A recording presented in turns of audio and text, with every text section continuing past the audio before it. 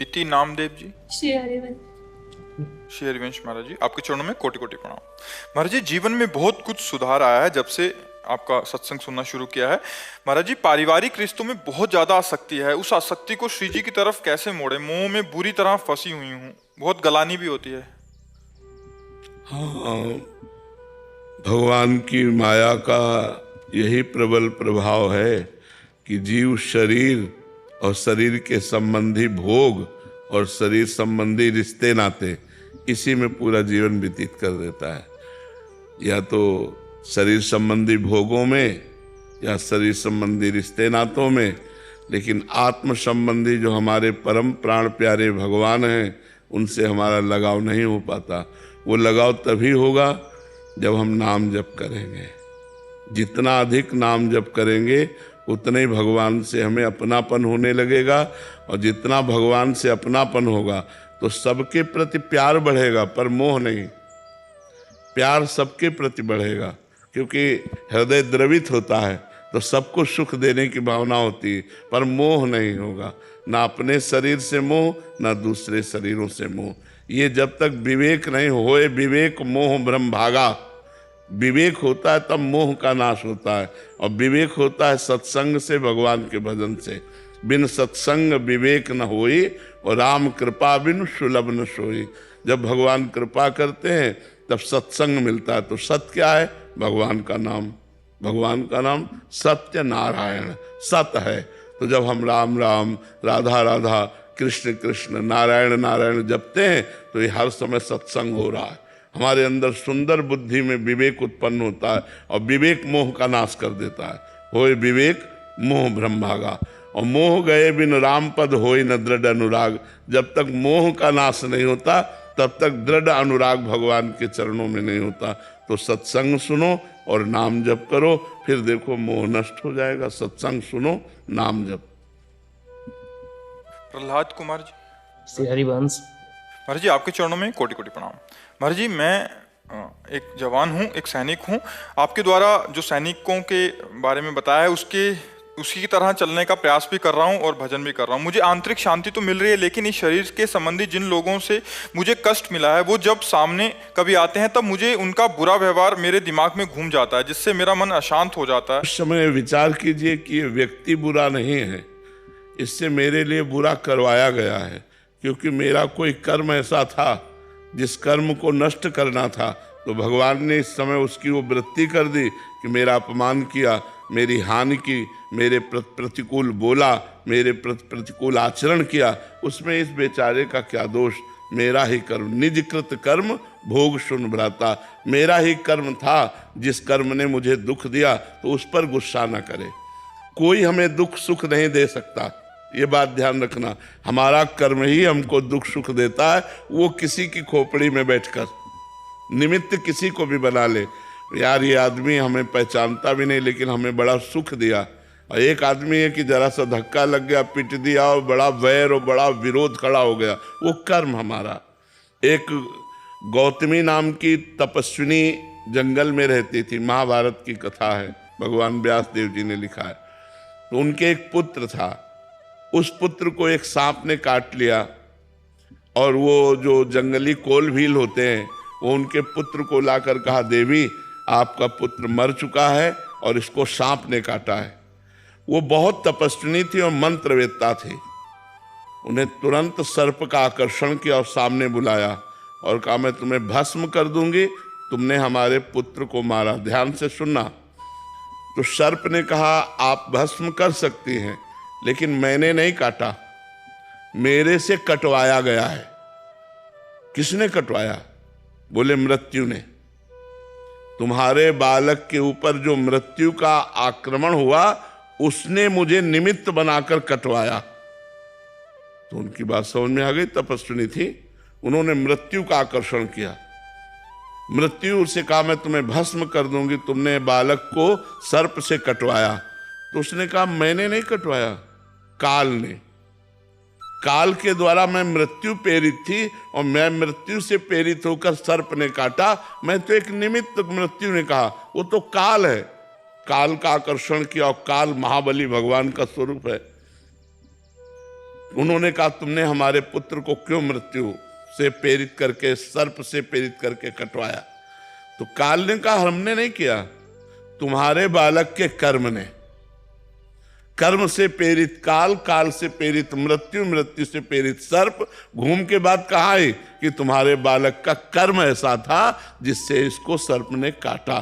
तो अगर हम विवेक के द्वारा देखें तो हमारा कर्म ही, वो बैठे किसी की खोपड़ी में, हमको दुख या सुख जो मिलता है वो निज कृत कर्म भोग सुन भ्राता, अपने किए हुए काम में फल मिलता है। तो कोई आदमी हमारे साथ दुश्मनी कर रहा है तो मेरे ही किसी जन्म का कर्म या इस जन्म का कर्म उसके दिमाग में बैठकर मुझे प्रतिक्षण दुख दे रहा है, इसलिए मुझे सहन करना चाहिए और उस व्यक्ति को क्षमा करना चाहिए, क्योंकि कर्म मेरा ही उसके ऊपर सवार है।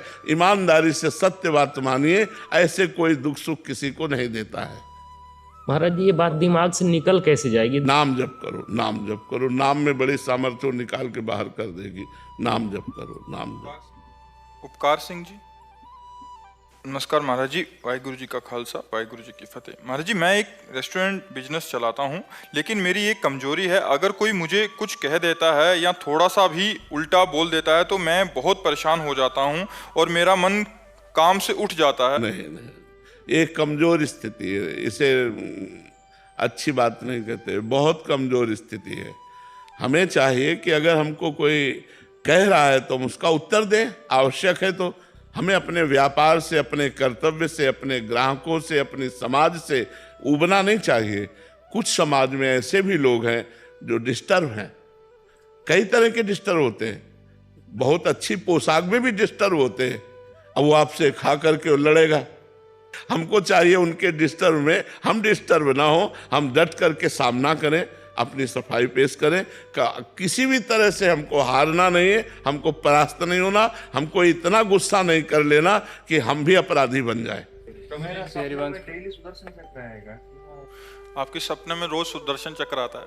अरे बड़ी बढ़िया बात है यार, एक दिन मांग ले उनसे, कह दे। अब ऐसे भगवान का पार्षद, बहुत दिव्य पार्षद है सुदर्शन जी। वो असुरों का संहार करते हैं, जिनको कोई नहीं मार सकता। सुदर्शन चक्र जी उनका हिसाब किताब बराबर कर देते हैं।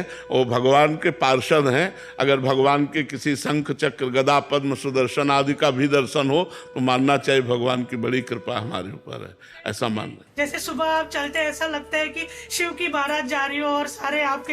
हाँ। और गुरुदेव जब आप यहाँ पे वचन देते हैं और बाबा जी वो करते हैं तो ऐसा लगता है कि अर्जुन जिस प्रश्न पूछ रहे हो और श्री कृष्ण स्वरूप में आप हमें जवाब। जाकी रही भावना जैसी प्रभु मूर्ति देखी तीर्थ। आपकी भावना विशुद्ध है, इसलिए आपको ऐसा नजर आता है। अनिल मिश्रा जी, दिल्ली से। महाराज जी, आपके चरणों में कोटि कोटि नमन। महाराज जी, धर्म, अर्थ, काम और मोक्ष में संतुलन कैसे बनाए रखें? जब हम धर्म के द्वारा अर्थ कमाएंगे तो हमारी कामनाएं हमको रोक नहीं पाएंगे, हम मोक्ष के अभिलाषी बन जाएंगे। और जब तक हम धर्म से धन नहीं कमाएंगे और धर्म को त्याग दिया तो अर्थ और काम हमें पिशाच की तरह पागल कर देगा। अशांति, चिंता, शोक, भय ये हमारे अंदर भर जाएंगे। तो हमारा सबसे पहला कर्तव्य होना चाहिए कि हमारे को जो अर्थ चाहिए, जो संपत्ति चाहिए, वो धर्म के द्वारा मिले।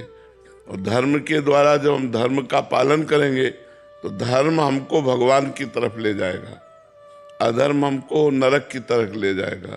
तो जब धर्म हमें भगवान की तरफ ले जाएगा तो हमारी अच्छी कामनाएं होंगी। धर्म, अर्थ जो है वो धर्म से कमाया गया, इसलिए कामनाएं अच्छी होंगी। और कामनाएं जब हमारी पूर्ण होंगी या नष्ट हो जाएंगी, दो प्रकार से कामनाओं का त्याग होता है, या तो भगवान पूर्ण कर देंगे या तो कामनाएं नष्ट कर देंगे। तो मोक्ष अभिलाषा जग जाएगी कि मैं भगवान को प्राप्त करूं, मैं मुक्त हो जाऊं। इसलिए सबसे पहली बात है धर्माचरण करना। अब धर्म क्या है और अधर्म क्या है ये जानने के लिए हमें शास्त्रों का स्वाध्याय, संतों का संग करना पड़ेगा, जिससे हमें ये पता चले कि जो हम कार्य कर रहे हैं वो धर्म पूर्वक है या अधर्म पूर्वक। तस्मात् शास्त्रम प्रमाणम ते कार्या अकार्यो व्यवस्थित हो। कार्य करना है कि ये अकार्य है, इसका विधान शास्त्र करता है। तो हमें श्रीमद् भागवत का, श्रीमद् भगवत गीता जी का, वेदों का जितना हमारी पहुंच है स्वाध्याय करना चाहिए, तो हमें पता चल जाएगा ये करना चाहिए और ये नहीं करना चाहिए। जिसे संत और शास्त्र कहते करना चाहिए उसे धर्म कहते हैं, और जिसे संत शास्त्र कहते नहीं करना चाहिए उसे अधर्म कहते हैं। धर्म के द्वारा कमाए हुए धन से पवित्र कामनाएं उत्पन्न होती हैं, पवित्र कामनाएं फिर मोक्षाभिलाषी बना देती हैं। इसीलिए धर्म, अर्थ, काम, मोक्ष ये 4 पुरुषार्थ लिखे हुए हैं। महाराज जी, इन्हीं का प्रश्न है कि सनातन धर्म का वास्तविक अर्थ क्या है महाराज जी? ब्रह्म, सनातन ब्रह्म है, सनातन राम है, सनातन कृष्ण है, सनातन संपूर्ण जगत है। ये वायु सनातन है, ये सूर्य सनातन है, ये चंद्र सनातन है, ये भूमि सनातन है, चराचर जगत उसी सनातन से प्रकट हुआ है। सनातन ब्रह्म है तो सनातन से ही प्रकट हुआ है। जैसे ब्रह्म अनंत है ऐसे सनातन अनंत है। सनातन किसी व्यक्ति के धर्म का नाम नहीं है, सनातन पर ब्रह्म परमात्मा है। भगवान श्री कृष्ण सनातन है, भगवान श्री राम सनातन है। जब भगवान सनातन है तो चराचर जगत उसी सनातन से उत्पन्न हुआ है। ये वायु सनातन है, ये सूर्य सनातन है, ये चंद्र सनातन है, ये भूमि सनातन है, ये अग्नि सनातन है, ये समस्त देवता सनातन है। कहाँ तक वर्णन करें? जैसे भगवान अनंत है ऐसे सनातन अनंत है। सनातन किसी व्यक्ति के धर्म का नाम नहीं है।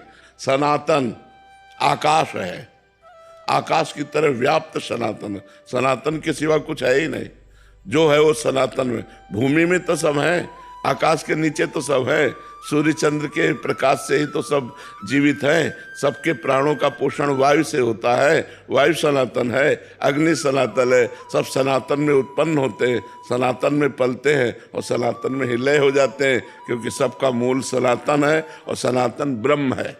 समझ पा रहे?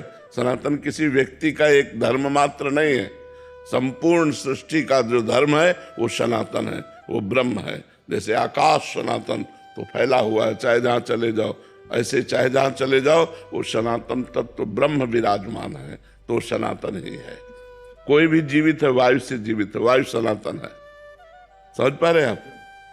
स्मिता जी, महाराज जी प्रणाम। महाराज जी, मैं जम्मू कश्मीर सरकार में कमिश्नर के पद पर कार्यरत हूँ। इस भाग दौड़ भरी जिंदगी में प्रभु मनन, चिंतन, भजन का समय अधिक नहीं मिलता। क्या मैं अपने सरकारी कर्तव्यों को ही प्रभु सेवा मानूं या केवल अपना कार्यभार मानूं? नहीं, परिवार के सेवा को भी भगवान की सेवा और सरकारी सेवा को भी भगवान की सेवा माननी है, पर साथ में नाम जप करना है।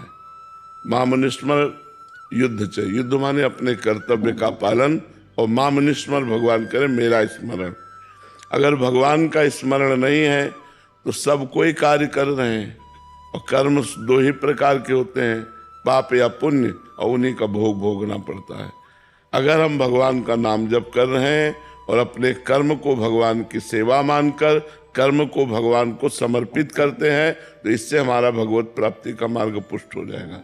जैसे 4 घंटे हमने कोई काम किया, सांसारिक है, घोर सांसारिक है, बीच बीच में राधा राधा स्मरण किया, और उस 4 घंटे को, हे प्रभु ये जो 4 घंटे हमने कार्य किया ये आपको समर्पण करते, कृष्णार्पणमस्तु, तो वो 4 घंटे आपके भगवान की सेवा के समर्पित हो गए। क्योंकि संसार भगवान का है और इसमें जो भी सेवा है वो भगवान की ही सेवा है, पर भगवत स्मरण करते हुए, भगवान को कर्म समर्पित करते हुए हम भगवत मार्ग में चल सकते हैं। अच्छा, भागा दौड़ी कितनी, हम लोग प्रमाद स्थिति, प्रमाद समझते हो, आलस्य प्रमाद स्थिति के कारण ऐसा बोल देते कि हमारे पास टाइम नहीं है। नहीं, आप 12 घंटे काम करते हैं, इससे अधिक काम करते हैं? कोई भी हमें बताओ, अधिक से अधिक आप 12 घंटे काम करते हैं, तो 24 घंटे में आपके पास 12 घंटे बचे, 6 घंटे सो लीजिए, 12 6 18 घंटे हो गए। 2 घंटे भोजन के ले लीजिए, 20 घंटे हो गए। 1 घंटे मनोरंजन के लिए ले लीजिए, 21 घंटे हो गए। अब बचे 3 घंटे। हम कह रहे हैं 2 घंटे परिवार को दे दीजिए, बचा 1 घंटा। 1 घंटा भजन करो, देखो आप बढ़िया भजनानंदी हो जाओगे। 1 घंटा तो करके देखो। अब आप टोटल बोल दिए हमारे पास फुर्सत नहीं, तो फिर यमराज थोड़ी छोड़ेंगे। तो हमें नाम जप करना चाहिए अपने लोक परलोक दोनों को बनाने के लिए लोक में शांति और परलोक में भगवत कृपा प्राप्ति, इसके लिए हमें नाम जप करते हुए अपने सांसारिक कार्य करने चाहिए। यही हम सबको सिखाते हैं। भक्ति ये नहीं कहती कि अपने कर्तव्य को छोड़ दो और एकांत में बैठ जाओ। भक्ति ये कहती है एकांत से उठो और समाज में जाओ और सेवा करो और पाप कर्म न करो और नाम जप करो। यही भक्ति सिखाती। बड़े बड़े संत फिर समाज में ही आते हैं। आते तो अंतिम में समाज में, बिना समाज को दिए आप जा नहीं सकते हो। जो भक्ति कमाई वो समाज को दो और फिर जाओ यहाँ से। बड़े बड़े संत महात्मा घूम घूम के बांटते हैं। हम तो मान लो बैठे हुए बांट रहे हैं। बड़े बड़े संत जन तो गांव गांव नगर नगर घूम घूम कर प्रवचन करते हैं, लोगों को जागृत करते हैं। तो करना पड़ेगा। समाज में पैदा हुए हो, समाज का खाया है, तो समाज को जागृत करना पड़ेगा, समाज की सेवा करनी पड़ेगी। तो वही तो आप कर रहे हो, समाज की ही तो सेवा कर रहे हो। जैसे हम अकेले हैं तो आप अकेले कपड़ा लत्ता भिक्षा मांग लिए, और आपके 10 परिवार के हैं तो आपको पेमेंट मिलती है। तो आप अपने परिवार का पोषण कीजिए और धर्म से चलिए और नाम जप कीजिए, तो आपको भगवत प्राप्ति का मार्ग मिल जाएगा। केवल सांसारिक जिम्मेदारियों को ही पूरा किया और भजन नहीं किया तो फिर क्या होगा? आपके जो कर्म बने उसके अनुसार आपको अगली योनि में जाना पड़ेगा।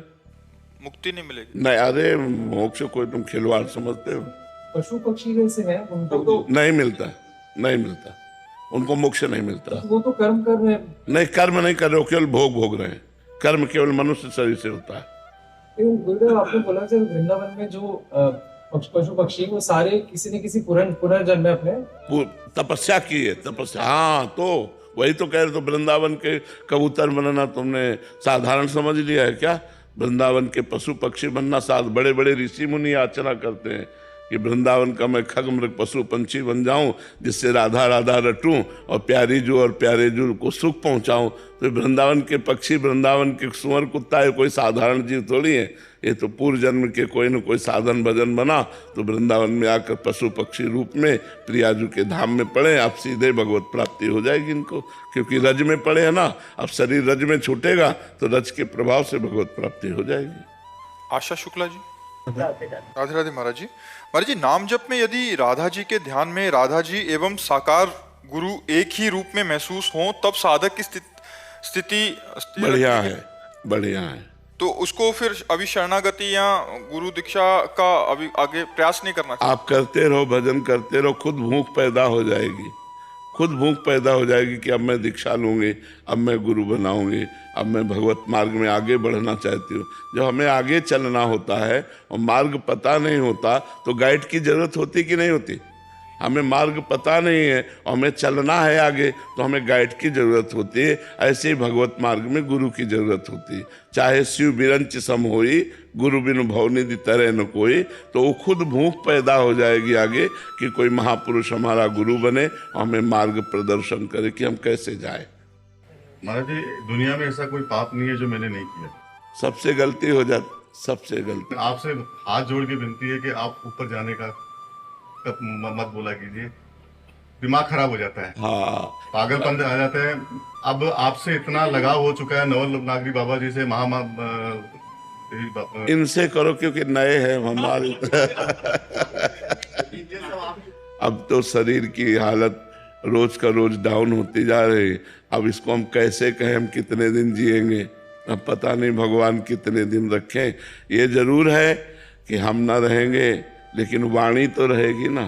टेप की गई जो वाणी है, जो रिकॉर्ड की गई वाणी है, अगर आप उसे सुनोगे तो आपको लाभ मिलेगा। शरीर तो नहीं रहेगा, आज या कल चला जाएगा, इसका तो जाने का है ही। गुरुजी, आपके बिना तो कुछ अच्छा ही नहीं लग रहा। तो इसको रोकने का कोई उपाय भी तो हमें नहीं नजर। हमको साथ में ऐसी कोई बस नहीं बनी, ऐसी कोई ट्रेन नहीं बनी। तो सारी चीजें छुड़वा दी महाराज। तो बच्चे और दुकान वगैरह, अब इस तरह का मोह और वो नहीं होता है।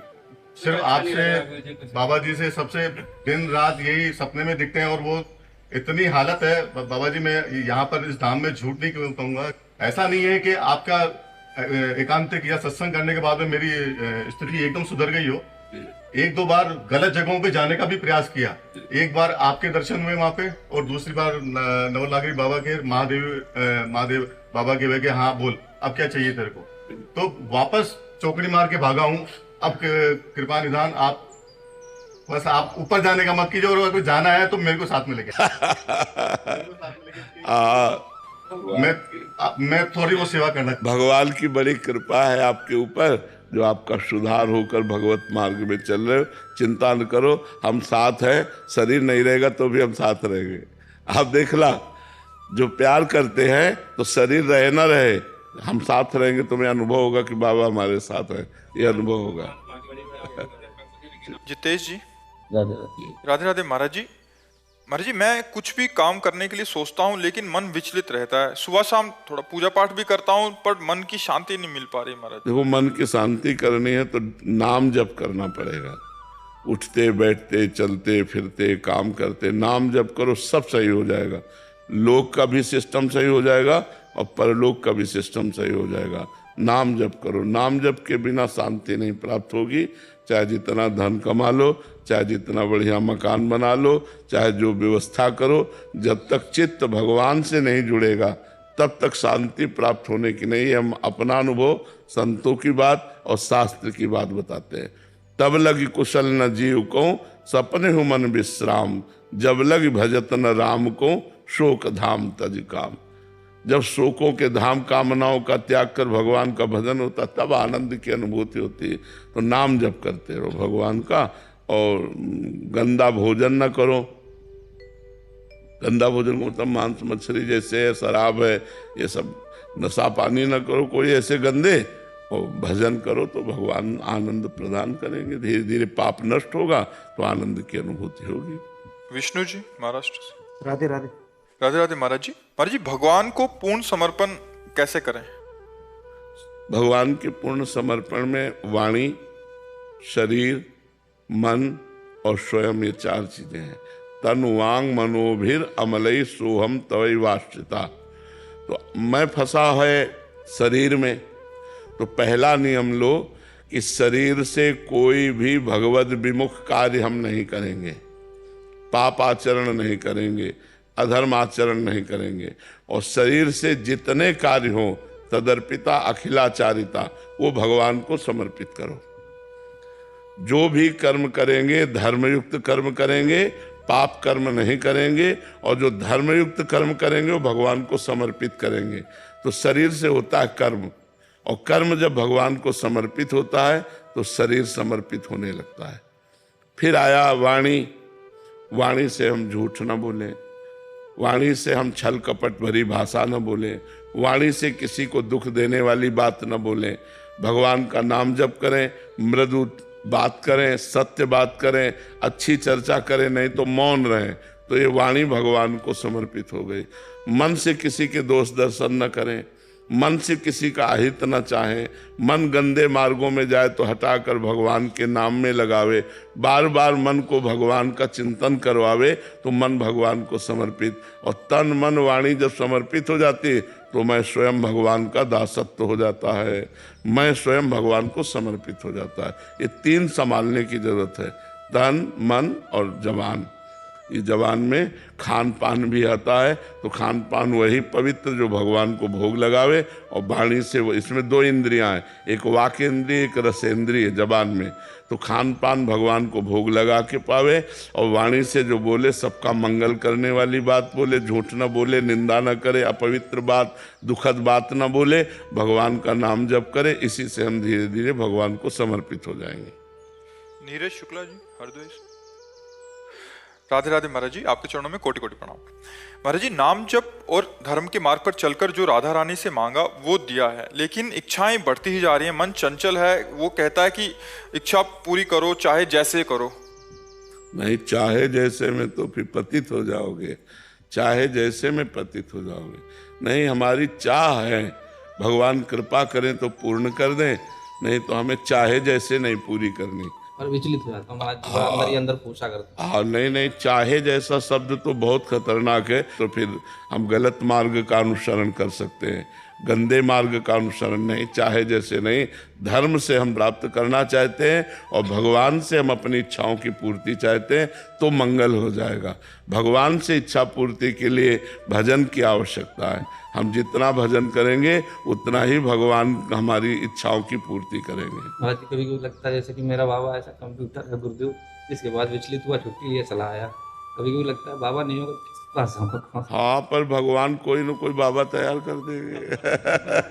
भगवान की सृष्टि